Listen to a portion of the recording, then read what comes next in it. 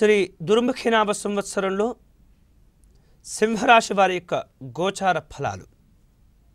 మఖా నక్షత్రంలో 1, 2, 3, 4 పాదాలు, పుబ్బా నక్షత్రంలో 4 పాదాలు, ఉత్తర నక్షత్రంలో మొదటి పాదం వరకు సింహరాశికి చెందుతారు.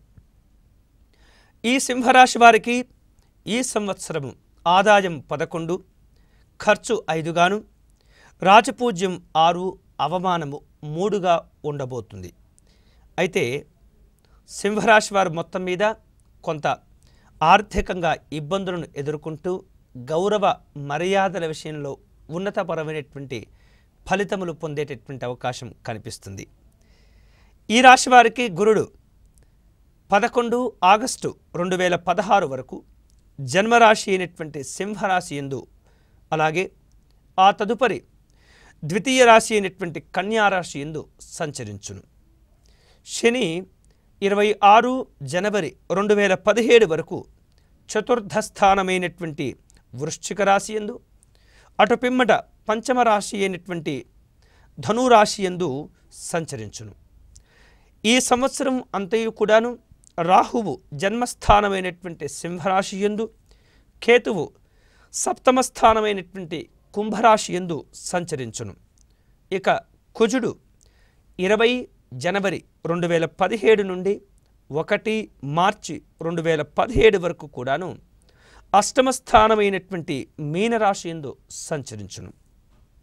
ఈ రాశి వారికి ఆదాయం విషయంలో, కీర్తి ప్రతిష్టల విషయంలో వేరు రూపాలలో కొంత యోగదాయకంగా ఉండేటటువంటి అవకాశం కనిపిస్తుంది.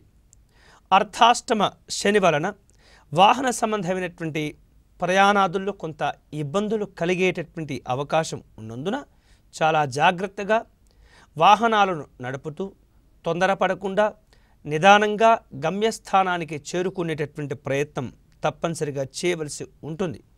అలాగే ఎత్తైనటువంటి ప్రదేశములు ఎక్కడం, ఎత్తైన ప్రదేశంలో వాహనాలు నడిపే సందర్భంలో కూడా జాగ్రత్తలు తీసుకోవాలి తప్పనిసరిగా. అదేవిధంగా కుజుడు అష్టమ స్థానంలో సంచరించడం వలన వేరు రకాలుగా ఇబ్బందులు, ప్రమాదములు సంభవించేటటువంటి అవకాశం కూడా ఉంటుంది. కాబట్టి చాలా జాగ్రత్తగా మీ యొక్క కార్యక్రమాలను రూపొందించుకోవాల్సినటువంటి అవసరం కనిపిస్తుంది. ఇక వేరు రూపాలలో వృత్తి, వ్యాపార, పారిశ్రామిక రంగాల వారికి చక్కనైనటువంటి అనుకూలం కాబట్టి నూతన ప్రయత్నములకు శ్రీకారం చుట్టేటటువంటి ప్రయత్నం చేయండి. ఇక ఉద్యోగస్తులకు తాము ఆశించినటువంటి ప్రాంతములకు ప్రమోషన్లతో కూడినటువంటి బదిలీలు కొంత ఉండేటటువంటి అవకాశం ఉన్నది. ఎవరైనా ఆ రకంగా కనుక ఆలోచిస్తున్నట్లయితే ప్రయత్నములను వెంటనే ప్రారంభించండి. కొంత మీ వైపు కూడా ప్రయత్నాలు అధికంగా ఉండవలసినటువంటి అవసరం కూడా కనిపిస్తుంది. నిరుద్యోగులకు వచ్చినటువంటి అవకాశములను అందిపుచ్చుకొని సంపాదనా సంబంధమైనటువంటి వేరు రూపాలలో వేరు అంశాలలో మీ యొక్క ఆలోచనలు ఉంటూ ఉంటాయి. కాబట్టి వ్యవసాయదారులకు 2 పంటలు కూడా ఈ సంవత్సరం ఆశించినటువంటి దిగుబడిని, అలాగే రాబడిని కూడా ఇచ్చేటటువంటి అవకాశం ఉన్నది.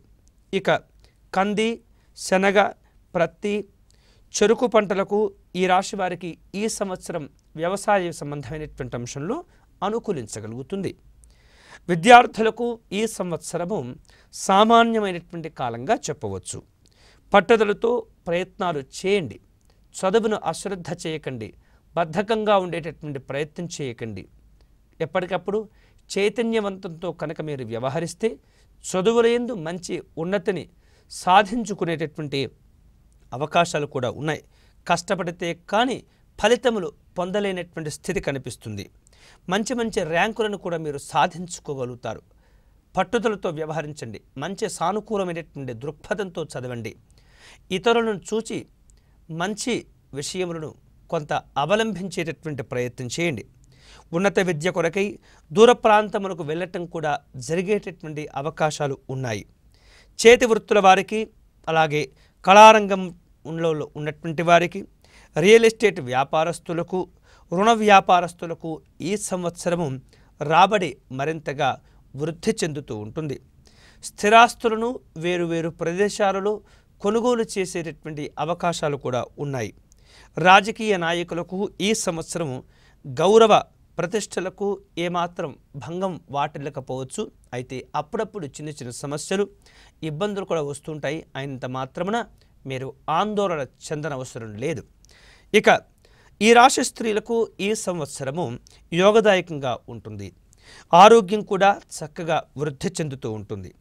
అవివాహితులైనటువంటి వారికి సరైనటువంటి సంబంధములు చక్కగా కుదిరేటటువంటి అవకాశాలు కూడా ఉన్నాయి. దంపతుల మధ్య విశేషమైనటువంటి అన్యోన్యత, బంధువుల మధ్య సయోధ్యలు కూడా పెరిగేటటువంటి అవకాశం కూడా ఉన్నాయి. ఈ రాశి వారు కొంత నరఘోషకు పాలయ్యేటటువంటి స్థితి కనిపిస్తున్నందున మీ వ్యక్తిగత విషయాలను ఇతరులకు వెల్లడించకుండా జాగ్రత్తలు తీసుకోవాల్సినటువంటి అవసరం కనిపిస్తుంది. ఈ రాశివారు ప్రతి మంగళవారం ఆంజనేయ స్వామి సంబంధమైనటువంటి అర్చనాదులు జరపడం, హనుమాన్ చాలీసను పారాయణం చేసుకోవాల్సినటువంటి అవసరం కనిపిస్తుంది. నరఘోష యంత్రాన్ని ధరించేటటువంటి ప్రయత్నం చేసినట్లయితే అనుకూలతలు కొంత పెరుగుతూ ఉంటాయి. నిత్యము కూడా కొంత రక్షణార్థమై దుర్గా అష్టకమును లేదా కవచమును పారాయణం చేయవలసినటువంటి అవసరం కనిపిస్తుంది.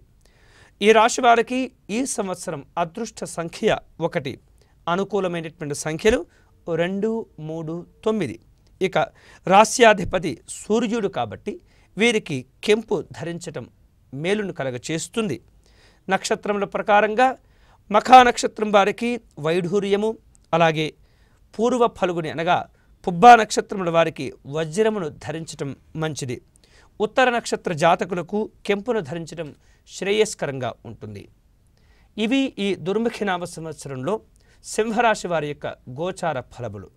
తదుపరి కన్యారాశి వారి యొక్క గోచార ఫలము తెలుసుకుందాం.